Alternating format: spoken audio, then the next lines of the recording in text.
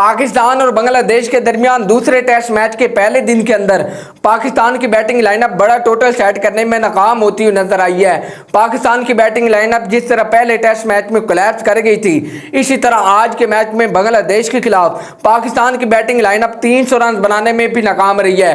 Pakistan team सिर्फ और सिर्फ 274 रन बनाकर ऑल आउट हो गई थी।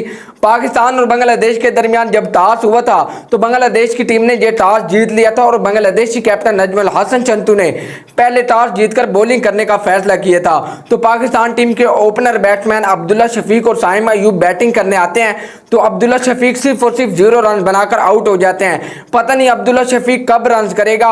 अब्दुल्ला शफीक ने पहले टेस्ट मैच में भी एक भी 50 प्लस स्कोर नहीं किए थे और आज के मैच में भी अब्दुल्ला शफीक सिर्फ और सिर्फ 0 रन बनाकर आउट हो जाता है। फिर आते हैं जी कैप्टन शान मसूद और साइम अयूब 100 रन की उम्दा पार्टनरशिप लगाते हैं तो शान मसूद अपनी कप्तानी का फर्ज अदा करते हुए 57 रन की शानदार इनिंग खेलकर आउट हो जाते हैं। फिर उसके बाद आते हैं जी बाबर आजम, तो साइम अयूब और 2 छक्के और 2 चौकों की मदद से 58 रन की शानदार इनिंग खेलकर आउट हो जाते हैं। साइम अयूब की जितनी तारीफ की जाए उतनी कम है।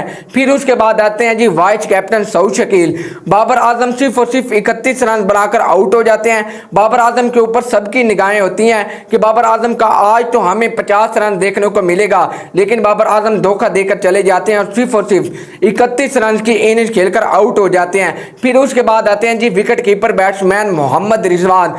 सऊद शकील भी आते ही 2 चौके लगाते हैं और 16 रन बनाकर आउट हो जाते हैं। फिर उसके बाद आते हैं जी सलमान अली आगा, तो मोहम्मद रिजवान 2 चौकों की मदद से 29 रन बनाकर आउट हो जाते हैं। फिर उसके बाद आते हैं जी खुर्रम शहजाद, तो सलमान अली आगा 50 प्लस स्कोर बना लेते हैं। सलमान अली आगा के ऊपर बहुत क्रिटिसाइज किया जा रहा था क्योंकि सलमान अली आगा ने पहले टेस्ट मैच में एक भी 50 प्लस स्कोर नहीं किए थे, तो सलमान अली आगा ने आज के मैच में 50 प्लस स्कोर बनाकर सबके दिलों को खुश कर दिया और सलमान अली आगा 54 रन की शानदार इनिंग खेलकर आउट हो जाते हैं। फिर उसके बाद आते हैं जी अबरार अहमद, तो खुर्रम शहजाद 12 रन बनाकर आउट हो जाते हैं। फिर उसके बाद आते हैं जी मोहम्मद अली सिर्फ और सिर्फ 2 रन बनाते हैं। फिर उसके बाद आते हैं जी मीर हमजा, तो अबरार अहमद सिर्फ और सिर्फ 6 रन बनाकर आउट हो जाते हैं। तो पाकिस्तान की पूरी बैटिंग लाइनअप सिर्फ और सिर्फ 274 रन बनाकर आउट हो जाती है। फिर उसके बाद आते हैं जी बांग्लादेशी ओपनर बैट्समैन शादमान इस्लाम और जाकिर हसन, तो पाकिस्तान की तरफ से पहला ओवर करवाने आते हैं जी मीर हमजा आते ही अपनी पहली बॉल पर